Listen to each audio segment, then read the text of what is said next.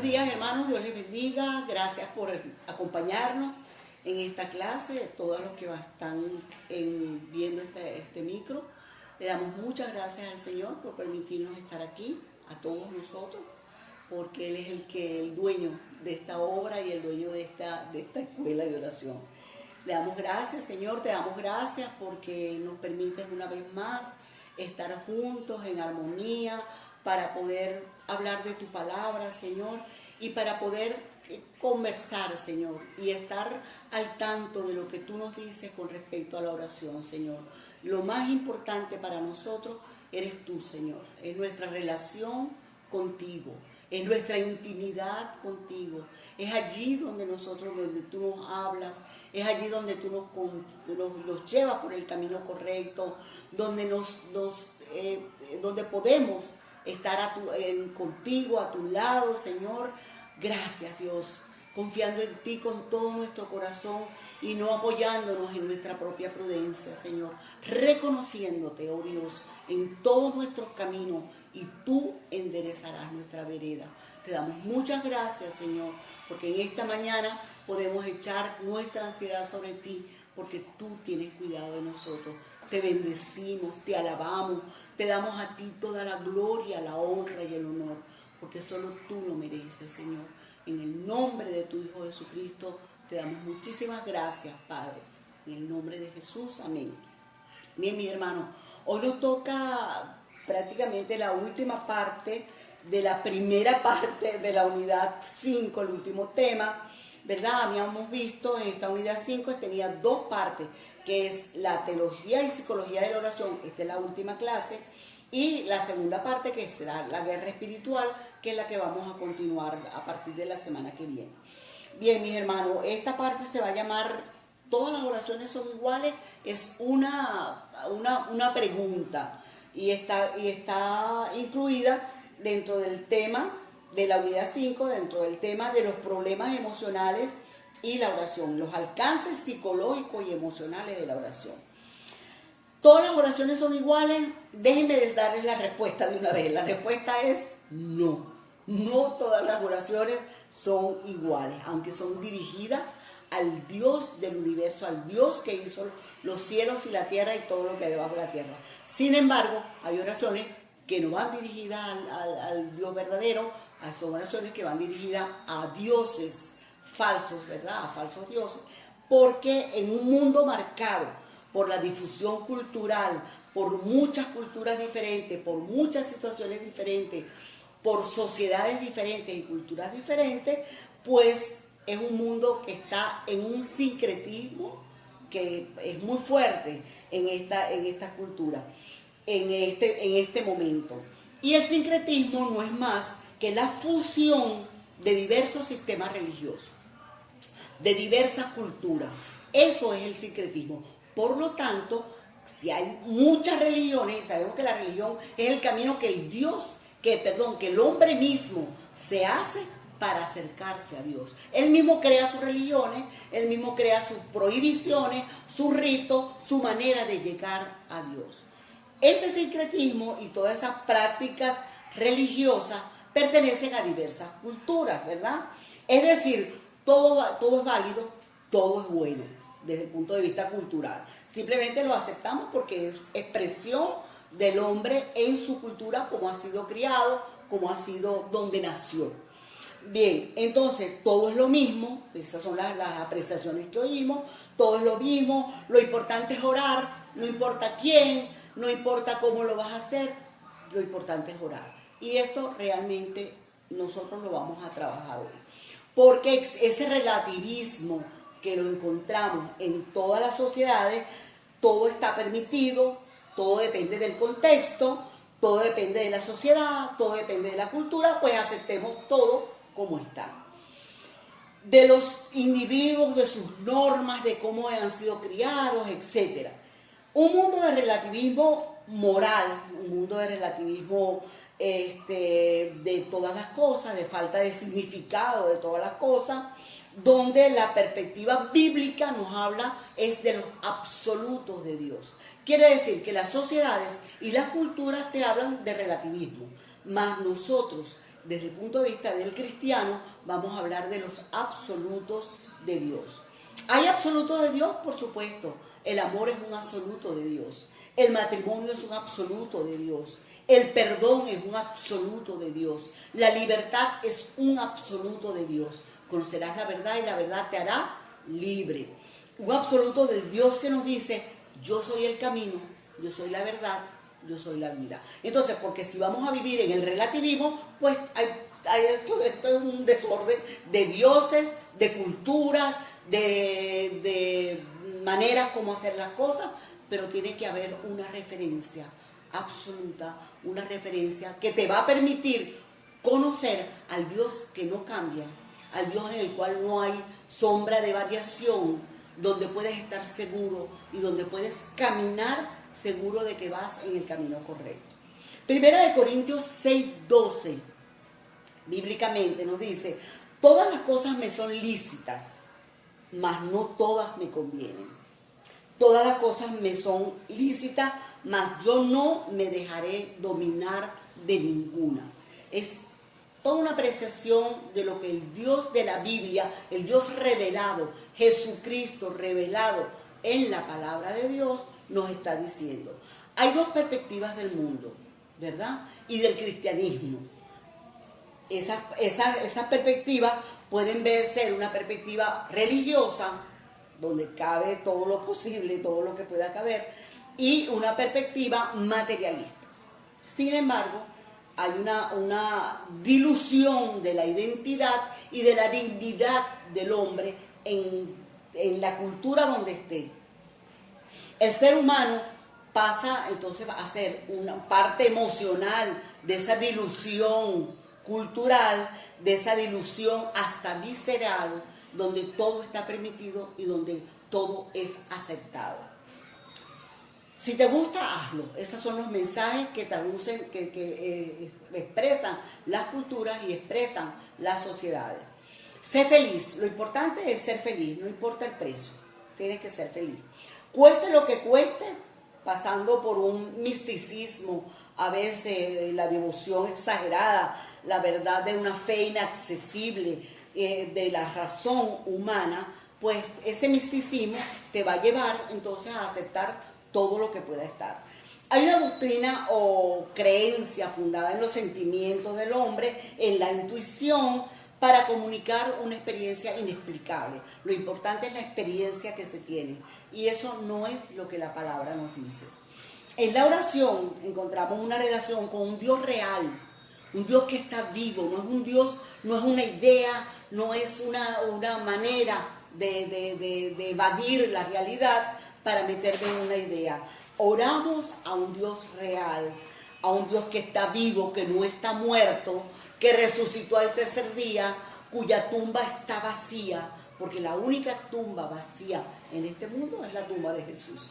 Las demás, todos los demás dioses, los que se declaran dioses, están muertos, humanamente hablando. Y espiritualmente, por supuesto que no, que también están muertos, porque Jesús dice que Él tiene toda la potestad en los cielos, en la tierra y debajo de la tierra. Muy bien, una de las partes que nosotros vamos a manejar en esto de que si todas las oraciones son iguales o no, decíamos que no, porque uno de los enfoques que se da a la oración es la cuestión de la meditación, que en la oración cristiana tiene un propósito, tiene medios y tiene un marco que le dan su carácter singular a la meditación cristiana.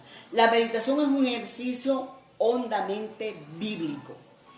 Aunque lo encontramos en religiones orientales, lo encontramos en cualquier religión que quiera declarar que ellos oran también y que ellos hacen las cosas a la manera como ellos quieran. Bien, a la manera relativa y a la manera como ellos quieran. Esa meditación hondamente bíblica impregna las páginas del Antiguo Testamento. Nosotros y del Nuevo Testamento. ¿Por qué? Porque la historia nos muestra, por influencias no cristianas, como un panteísmo universalista. Dios está en todas partes, ¿verdad? Ese panteísmo promete una vida sin ansiedad, una vida para el presente y utopías del futuro. Todas las religiones pueden tener ese tipo de meditación. la influencia de las religiones orientales va a rechazar el cristianismo porque dice, bueno, el cristianismo es materialista, ellos tienen que ver, ellos tienen que tocar, y va a ir en contra de la vida trascendente, de la trascendencia que plantean las religiones orientales. La meditación cristiana, la meditación oriental o trascendental, que es el otro tipo de meditación, busca un estado mental de relajación, de tranquilidad, ver los problemas de lejos, impasiblemente, un nirvana, ¿verdad? Una situación donde lleva al hombre más allá de sí mismo con una oración que lo lleva, lo eleva de lo que él está viviendo, de su propia realidad. Mientras que la meditación cristiana va a un Dios personal, un Dios que quiere tener una relación personal con cada uno de nosotros. No es conseguir un estado ni una relajación, aunque en orar al Señor dice, él mismo lo dice, vengan a mí los que están trabajados y cargados, que yo los haré descansar. En la oración al Dios verdadero, nosotros vamos a encontrar esa tranquilidad, ese descanso y esa relajación. Lo hemos visto hasta ahora, ¿verdad? En la persona de Jesucristo revelado en la Biblia, nosotros encontramos en Romanos 8:29 la siguiente cita. Y vamos a encontrar muchos, los que han estudiado la palabra de Dios y los que conocen lo que Dios dice, que lo hemos visto hasta ahora, lo que Dios dice sobre la oración, vamos a encontrar en Romanos 8:29 la siguiente afirmación de parte de Dios. Dice, a los que de antemano Dios había conocido, los destinó desde un principio a ser como su Hijo, para que su Hijo fuera el mayor entre muchos hermanos. Y a los que Dios destinó desde un principio, también los llamó. Y a los que llamó, los declaró libres de culpa. Y a los que declaró libres de culpa, les dio parte de su gloria. O sea, el ser hijo de Dios, el no solamente creer, sino recibirlo en su corazón, nos da la potestad de llegar a ser hijo de Dios, donde Jesús es el primogénito y todos los demás somos hermanos de Jesús. Bien, ¿por qué a los que antes conoció también entonces predestinó? Hay dos perspectivas, aquí estoy. La oración cristiana entonces es teocéntrica. Vamos al Dios que nos llamó, al Dios que nos restauró, al Dios que nos hizo nacer de nuevo por su Espíritu Santo, al Dios que conocemos, a veces ni lo buscábamos, pero Él sí nos buscó, Él nos encontró. La mirada puesta en Cristo, esa concepción teocéntrica del cristiano, es porque le amamos, porque le queremos, porque queremos agradarle, porque su deseo, nuestro deseo es ser como Él es. Y ese es el deseo del cristiano, ¿verdad? La oración cristiana entonces no tiene un ejercicio, ni tiene una técnica, ni tiene una manera de respirar para poder hacerla. Tiene un mapa preciso. El mapa preciso de la oración cristiana es la palabra de Dios.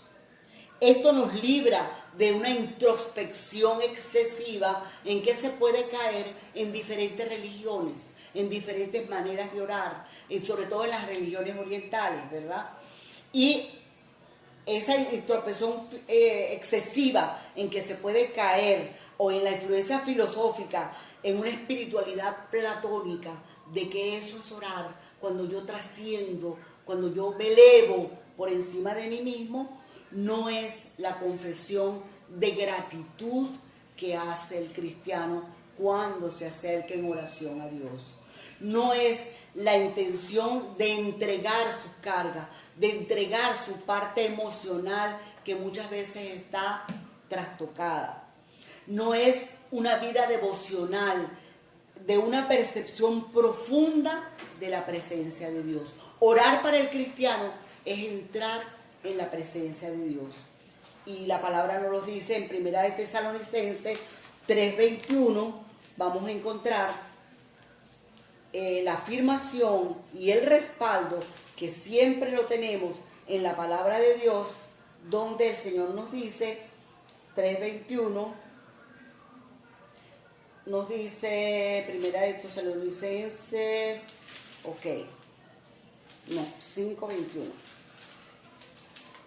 5:21 nos dice, sométanlo todo a prueba, sometan todo a prueba y retengan lo bueno, apártense de toda clase de mal. Es una palabra muy precisa para el cristiano que se acerca a Dios. Que Dios mismo, el Dios de paz, los haga a ustedes perfectamente santos y les conserve todo su ser, espíritu, alma y cuerpo sin defecto alguno. Para la venida de nuestro Señor Jesucristo, el que los ha llamado es fiel y cumplirá todo esto. Entonces podemos examinarlo todo y retener lo bueno. Mientras que en las otras religiones hay una imposición ritual, una imposición de estilos, de manera como se debe orar, mientras que el cristiano tiene la libertad de acercarse a Dios tal como Él es, sin requisitos. Puedes orar en cualquier situación, en cualquier circunstancia. El cristiano tiene a través de Jesús, a través de la sangre de Cristo, libre entrada en el nombre de Jesús a la presencia del Padre. La psicología y las ciencias humanas han influenciado en el culto a la permisividad, a la tolerancia, a ídolos intocables, trascendentes, a toda práctica pagana. O sea, la psicología que va solamente a la parte emocional, a la parte conductual del hombre, pues le da cabida a todo esto. Mientras que esas prácticas paganas están controladas y están narradas y cómo deben ser en Deuteronomio 18, del 10 al 11, vamos a encontrar nosotros la palabra que nos dice que nadie de ustedes ofrezca sacrificios. Bueno, lo tengo aquí. Que nadie de ustedes ofrezca sacrificio a su hijo haciéndolo pasar por el fuego. Fíjense ustedes el cuidado que Dios tiene de nosotros cuando nosotros nos acercamos a Él como hijos, cuando nos acercamos a Él a través de la sangre de Jesucristo, a través de lo que Cristo hizo en la cruz del Calvario. No practiquen la adivinación, ni pretendan predecir el futuro, ni se dediquen a la hechicería, ni a los encantamientos, ni consulten a los adivinos y a los que invocan a los espíritus, ni consulten a los muertos, porque el Señor les repugna todas estas cosas. Mientras que las religiones hechas por el hombre, hay una permisividad de todo lo que ellos, de las prácticas, de religiosidad, de ritos, de todo lo que ellos quieran hacer. Estas cosas entonces pueden ser hasta magia negra, hasta ocultismo, el uso equivocado de drogas psicodélicas, alteran con una conciencia alterada y con la adoración cúltica a los hombres. En esto está el peligro de mezclar a Dios con el yo, en esa trascendencia, o sea, como que Dios soy yo también. Dios como experiencia y no como Dios personal y real. Dios es personal, Dios es real, pero otras religiones y otras maneras de acercarse a Dios y otras oraciones pueden ser por una experiencia y no por acercarse al Dios verdadero. En términos generales, entonces, mezclando lo mágico y lo místico. La magia consiste en poner a Dios a nuestro servicio, en lugar de nosotros ponernos al servicio de Dios. Jesús dijo que Él no vino a ser servido, Él vino a servir. Ese es el Dios en quien hemos creído, el Cristo en quien hemos creído. Tiene estas otras maneras de orar, tienen el yo como centro de su oración. Lo mágico oriental busca el misticismo, bien entendido, buscando dar para nosotros el cristiano se acerca para dar, para ofrecer, pero en otros tipos de oraciones, en otros tipos de religiones, pues se acercan es para obtener, para conseguir. Yo quiero, yo quiero, yo quiero. En la oración entonces respondemos a un Dios amoroso, a quien le entregamos nuestro corazón, a quien le entregamos nuestras cargas, en quien descansamos, a quien le queremos adorar porque le amamos, queremos tener un encuentro con Él. Y no a una pérdida de personalidad como pueden ser esas experiencias místicas, mágico-religiosas. Nuestra individualidad adquiere su máxima expresión en Cristo, quien nos da una identidad y una dignidad. El cristiano se acerca al Dios que le da dignidad, que le da importancia, que le da el amor que nunca ha conocido. Isaías 3, 1, 4, vamos a buscarlo, es importante que lo leamos. Isaías 43, Isaías 43, 1 dice: pero ahora Israel, pueblo de Jacob, el Señor que te creó, te dice: no temas, que yo te he libertado. En el 4 dice: porque te aprecio, porque eres de gran valor. Eso es importantísimo, lo que Dios está expresando al pueblo de Israel, que nos lo expresa a nosotros también en el Nuevo Testamento. Porque te aprecio, eres de gran valor y yo te amo, para tenerte a ti y para salvar tu vida entre hombres y naciones. No tengas miedo, porque yo estoy contigo, desde oriente y occidente. Haré volver a tu gente para reunirla. Hay una promesa de Dios que siempre se da en esa intimidad que tenemos con Él. En Isaías 43, 10, Él nos dice: no temas, porque yo estoy contigo. No desmayes, yo soy tu Dios. Yo te sostengo y siempre te sostendré con la diestra de mi justicia. Ese es Dios mismo hablando a nuestra vida y a nuestras circunstancias. No temas, yo estoy contigo. No temas, yo te defiendo. No temas, yo soy el que voy a librar esta batalla por ti. No te preocupes cuando no tenemos que comer, cuando no tenemos que vestir. Él te dice: busca el reino de Dios y su justicia, y todo esto será añadido. No temas, porque no te preocupes por lo que vas a comer, por lo que vas a beber, por lo que vas a vestir. Si yo alimento a los pajaritos, ¿cuánto más te voy a alimentar a ti? Si yo visto a los lirios, ¿cuánto más te voy a vestir a ti? Es una entrega, un descanso en el Dios que nos puso en esta tierra y que nunca nos ha abandonado y con el cual nos vamos a ir cuando partamos de aquí. Bien, entonces, tener una relación con Dios, con el verdadero Dios en la oración cristiana, es tener un propósito, es tener medios, es tener un marco que nos dan la perspectiva de quiénes somos, de cuál es nuestra identidad, y una relación de dignidad entre nosotros y el Dios que nos ama. Muy bien, bueno, vamos a dejarlo hasta aquí, y esta parte de si todas las oraciones son iguales, no son iguales. Hay una relación personal de cada uno de nosotros, sin imposición, con el Dios que nos llamó. Podemos acercarnos confiadamente al trono de su gracia para alcanzar misericordia, para hallar gracia, el oportuno socorro que necesitamos en este día. Le damos muchas gracias al Señor por esta clase. Ha sido una bendición esta parte de teología y psicología de la oración. Nosotros vamos a pasar entonces de ahora en adelante a la parte 2, que es la guerra espiritual. Vamos a darle gracias al Señor. Señor, te damos gracias. Gracias porque tú siempre estás pendiente de nosotros. Gracias porque tú siempre nos escuchas. Tu mirada está puesta sobre nosotros.